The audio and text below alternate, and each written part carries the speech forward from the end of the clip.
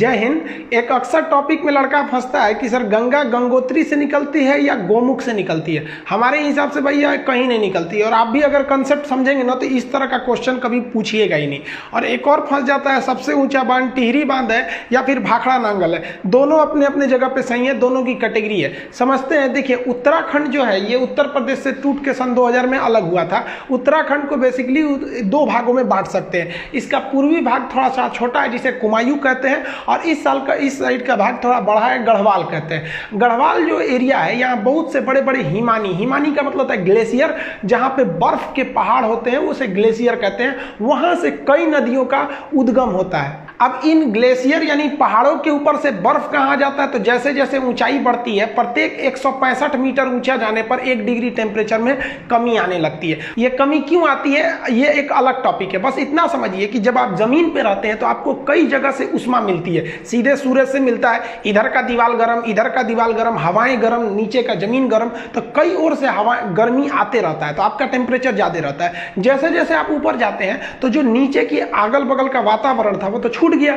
अब केवल आपको सूर्य की गर्मी मिलती है, इसलिए ऊपर जाने पर टेम्परेचर घट जाता है। टेम्परेचर घटने से जो हवा की नमी होती है, जैसे नमी हमेशा हवा में बरकरार रहती है, गर्मी में दिखता नहीं है, ठंडी में दिखता। हम जब सांस छोड़ते हैं ना तो ठंडी में वो नमी दिखने लगती है, गर्मी में नहीं दिखता है। वही नमी इन पहाड़ों से टकरा और एक बर्फ का स्रोत बना देती है, और वही नीचे से पिघलकर नदियों का उद्गम स्रोत बन जाता है। तो नदियों का उद्गम स्रोत पहाड़ी का हिमानी यानी ग्लेशियर होता है। अब जरा ध्यान से समझिए, गंगा इस तरह से निकलती है। ये हम 2 इमेज बनाएंगे, इसमें पूरा जगह नहीं लिखे हैं ताकि कॉम्प्लिकेटेड होगा, आपको समझने में दिक्कत हो जाएगी। जबकि अगर आप दूसरा इमेज देखेंगे तो उसमें हम सारी नदियों का नाम वगैरह लिख दिए, इसको हम आपको स्क्रीनशॉट लेने का टाइम दे देंगे। अब यहां समझिए, सबसे पहला जो एक जगह है उसका नाम है बद्रीनाथ। उस बद्रीनाथ में एक जगह है संतोपत हिमानी।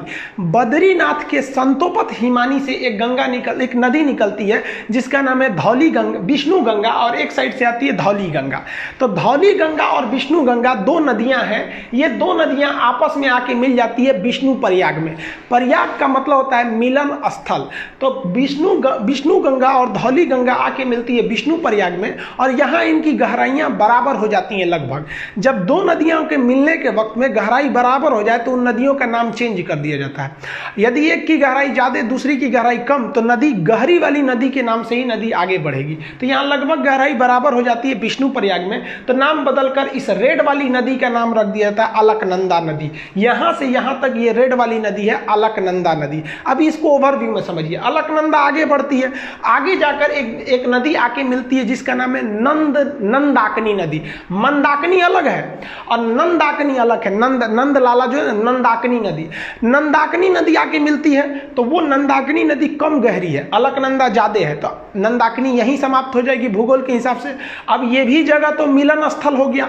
मिलन स्थल को प्रयाग कहते हैं, चूंकि नंदाकिनी नदी मिली है इसलिए इसे कहते हैं नंद प्रयाग। नंद प्रयाग के बाद नदी और आगे बढ़ती है, तो यहां आगे बढ़ती है तो एक और नदी आके मिलती है पिंडार नदी। पिंडार नदी जहां आके मिलती है उसे कहते हैं हम लोग कर्ण प्रयाग। तो कर्ण प्रयाग में पिंडार नदी आगे मिल गई।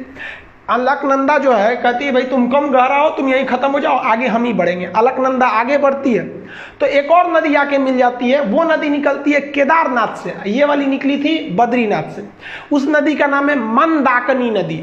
ये मंदाकिनी नदी आके इसे मिलती है, ये जाके मिल जाती है यहाँ पर। मंदाकिनी कम गहरी, ये ज्यादा गहरी, इसलिए मंदाकिनी यहाँ समाप्त। अब ये मिलन स्थल है, इसका भी नाम प्रयाग रहेगा, तो इसका नाम हो जाता है रुद्र प्रयाग। रुद्र प्रयाग से नदी फिर आगे बढ़ती है, अभी भी अलकनंदा, इस रूट में बहुत गहरी है अलकनंदा।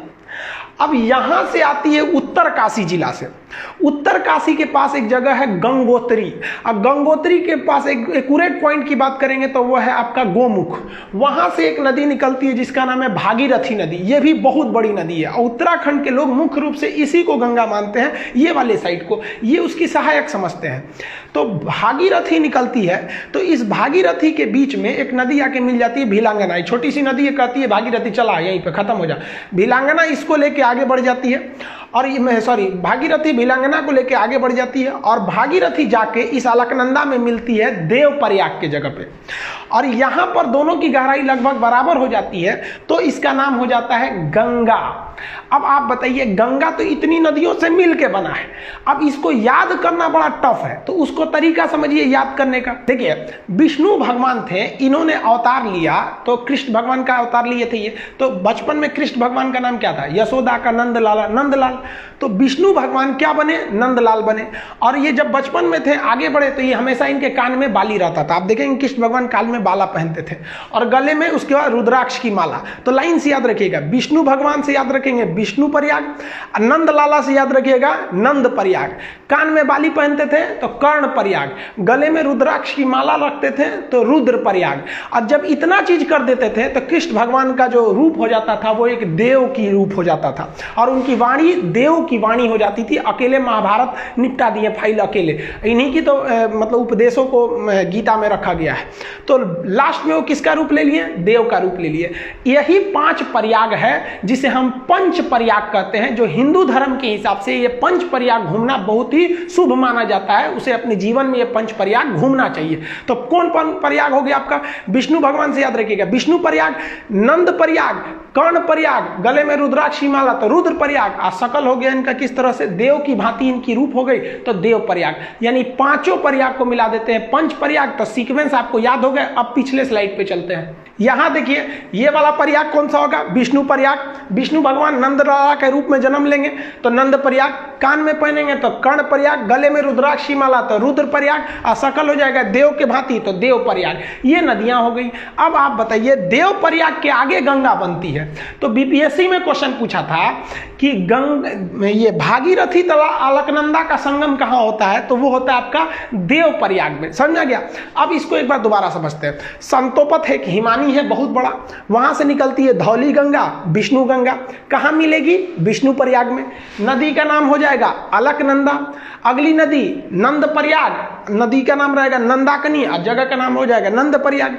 इसे भी अलकनंदा लेके आगे बढ़ेगी, और अलकनंदा में आगे जाके मिलेगी पिंडार नदी। अब की जगह कौन हो जाएगा? कर्ण प्रयाग। अलकनंदा फिर आगे बढ़ेगी, मंदाकिनी को ले जाएगी अपने साथ, मंदाकिनी को ले आके मिलाएगी तो हो जाएगा रुद्र प्रयाग। गले में रुद्राक्ष की माला हो गई। अब कृष्ण भगवान के पास यही सब तो चीजें थी, अब देव का रूप ले लेंगे। यहाँ पे भागीरथी आएगी अपने साथ भिलांगना को मिलाते हुए, और मिल जाएगी देव प्रयाग में, और यहां से बन जाएगी गंगा। तो देखिए, गंगा तो भाई साहब निकलती ही नहीं है, गंगा नदी बनती है इतनी नदियों से मिलकर। तो अगर आप ग्रुप डी, खलासी, चपरासी, गैंगमैन, सफाई कर्मी का एग्जाम देते हैं तो गंगा कहां से निकलती है? तो मार दीजिएगा भाई साहब उत्तरकाशी जिला के गंगोत्री के समीप गोमुख से। लेकिन अगर आप बड़े एग्जाम को देते हैं, कमीशन लेवल का, पीसीएस, यूपीएससी लेवल का, तो इतने छोटे लेवल का वो क्वेश्चन ही नहीं पूछेगा गंगा निकलती कहां से, क्योंकि उसको पता है कि भाई साहब गंगा निकलती नहीं है। गंगा एक बहुत बड़ा नदियों का एक पैटर्न है, ड्रेनेज पैटर्न है, जिसे समझना पड़ेगा। इसमें हम इन नदियों को लिख दिए हैं, यहाँ पे जो घेरे हुए हैं ये प्रयाग है, विष्णु प्रयाग, नंद प्रयाग, कर्ण प्रयाग, रुद्र प्रयाग, देव प्रयाग, और ये नदियों का नाम लिखे हैं। एप्लीकेशन में जब इसी को पढ़ाएंगे तो इसमें हम आपको याद, क्लास में जैसे याद करा देते थे उसको याद करा देंगे। अब यूट्यूब पे याद थोड़े कराएंगे बैठा के आपको, और इसका पीडीएफ और नक्शा में हम आपको इसको भरवाते थे। याद करिए, जब उत्तराखंड का नक्शा मतलब मैथ के क्लास में पढ़ाते थे तो ये तो पूरा चीज आपको बता देते थे। अब इसमें 2-3 चीजें अलग से आप जान लीजिए। भिलांगना नदी जैसे आके भागीरथी से मिलती है तो इसके संगम के समीप ही बनाया गया है टिहरी बांध। अब ये टिहरी बांध में पानी बहुत भयानक लग जाता है और इस टिहरी बांध पर खतरा होता है, इसलिए टिहरी बांध के पीछे एक सपोर्ट के लिए एक और बांध है जिसका नाम है कोटेश्वर बांध। तो टिहरी बांध किस पर है? भागीरथी नदी पर बनाया गया। इसके सपोर्ट के लिए कोटेश्वर बांध बनाया गया। जब भी बड़े बांध बनाए जाते हैं तो उसके सपोर्ट के लिए पीछे भी रहते हैं। जैसे भाखड़ा बांध बहुत बड़ा बांध है तो उसके पीछे एक और बांध है नांगल बांध। तो भाखड़ा अलग है, नांगल अलग है, ऐसे मिला के पढ़ देते हैं तो भाखड़ा नांगल एक लगने लगता है। अब दोनों बांध की कैटेगरी अलग है, दोनों में कौन ज्यादा ऊंचा है उसको समझिए। देखिए, उत्तराखंड का जो टिहरी बांध है ये तो भागीरथी पर स्थित है, और पंजाब का जो भाखड़ा नांगल बांध है वो किस पर है? सतलज नदी पर। अब दोनों बांध की कैटेगरी अलग अलग है। ये बांध 260 मीटर है ऊंचा, कहीं कहीं आपको 255 देगा, तो 260 मीटर ऊंचा है, तो ये जेन्युइन है, ऊंचा है। ये वाला बांध जो है वो थोड़ा कम ऊंचा है, 225 20 मीटर ही ऊंचा है, लेकिन दोनों बांध की कैटेगरी अलग अलग है। जैसे कोई लड़का है 6 फीट का और कोई लड़की है 5 फीट की, आपसे पूछा जाए सबसे ऊंची लड़की कौन है, तो इसको थोड़ा कहिएगा कि 6 फीट का, भाई साहब तो कैटेगरी अलग होगा, लड़की में तो 5 फीट को रखना पड़ेगा। लेकिन कह दे कि इन दोनों में सबसे ऊंचा इंसान कौन है, तो भाई लड़की भी इंसान लड़का भी इंसान, तब आप कहिएगा कि नहीं 6 फुट वाला ही है। तो यही एग्जाम में पूछता है कि सबसे ऊंचा ग्रेविटी बांध कौन सा है, तो देखिए इस बांध की जो कैटेगरी है वो ग्रेविटी कैटेगरी का है और ये बांध की कैटेगरी अर्थ फिलर है। ये बांध जब पढ़ाएंगे ना तो उसमें हम आपको बता देंगे कि बांध कितने टाइप के होते हैं, आर्क बांध कौन सा होता है, ग्रेविटी कौन कौन से कई टाइप के बांध होते हैं। तो कैटेगरी के हिसाब से पूछता है ये कि सबसे ऊंचा गुरुत्व यानी ग्रेविटी बांध कौन सा है, तो भाई साहब ये 260 होने के बावजूद इसको आंसर नहीं देंगे क्योंकि इसकी कैटेगरी अलग है, ये तो उस कैटेगरी में है ही नहीं है जिस कैटेगरी का क्वेश्चन पूछ रहा है। तब आपका आंसर हो जाता है भाखड़ा नांगल बांध। लेकिन जब क्वेश्चन कहेगा कि भारत का सबसे ऊंचा बांध कौन है, तो भाई साहब आप अर्थ फिलर हैं तब भी बांध है, ग्रेविटी है तब भी बांध है, आर्क बांध है तब भी बांध है। तो अब आपके लिए कैटेगरी का बाउंडेशन खत्म कर दिया और ओवरऑल में अगर कहेगा सबसे ऊंचा बांध कौन सा है तब हो जाएगा आपका टिहरी बांध, लंबा में हीराकुंड अलग हो जाता है वो सब। तो ये समझ में आ गया आपको।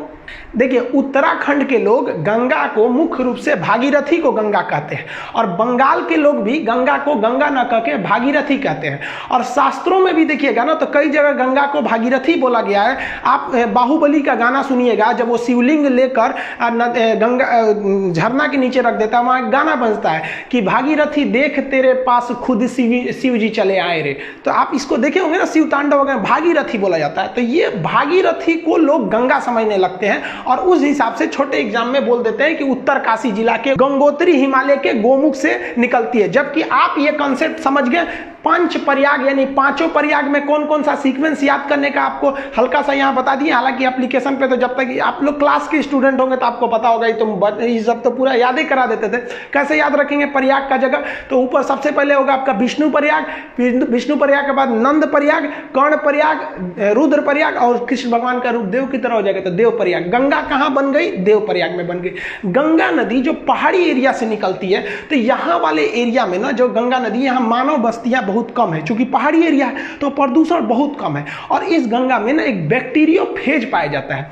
बैक्टीरियोफेज एक ऐसा चीज होता है जो हानिकारक जीवाणुओं और विषाणुओं को मार के खा जाता है, इसलिए गंगा जी के पानी में कीटाणु वगैरह नहीं लगते हैं, वो बैक्टीरियोफेज की वजह से। आईबी का एग्जाम दिए होंगे तो पूछा होगा किसके वजह से गंगा जल में कीड़े मकोड़े नहीं लगते हैं, तो बैक्टीरियोफेज ऑप्शन सी पर था। तो ये ध्यान से रखिएगा आप लोग। और आजकल देखिए हम लोग की भी कुछ गलती है, गंगा नदी में जो क्षमता है उसको पुनर्निर्माण करने की, उसमें तो हम लोगों ने अत्याचार कर दिया। कानपुर से जब गंगा निकलती है एकदम गंदगी मचा देते हैं, तो हम लोग गंगा को कुछ ज्यादा गंदा कर दिया। वो तो लॉकडाउन हो गया तो जो हम लोग सोच रहे थे गंगा साफ करेंगे अपने से साफ हो गया, अभी थोड़ा सा ढील हुआ ना लॉकडाउन में, फिर गंदा करके हम लोग रख दिए। तो प्रकृति से हम लोग भी खिलवाड़ करते हैं तो प्रकृति हम लोग के साथ भी कर देती है, कोरोना वगैरह देके। तो ये आप समझ में आ गया आप लोग को। इसका पीडीएफ वगैरह एप्लीकेशन जो पढ़ेंगे आप लोग, तो एप्लीकेशन पे इसका पीडीएफ और इसका जो टेस्ट हो गए अब तक कितने क्वेश्चन इससे रिलेटेड दिए गए उसमें दे देंगे। और न्यू रिक्रूटमेंट भी आ गया, आप देख रहे हैं, आप लोग को अब अच्छे से पढ़ना पड़ेगा, ये नहीं कि ऐसे छोटा मोटा पढ़ लेंगे तो रिजल्ट हो जाएगा। आई होप आप इसको समझ गए होंगे। मिलेंगे नेक्स्ट वीडियो में, तब तक के लिए जय हिंद।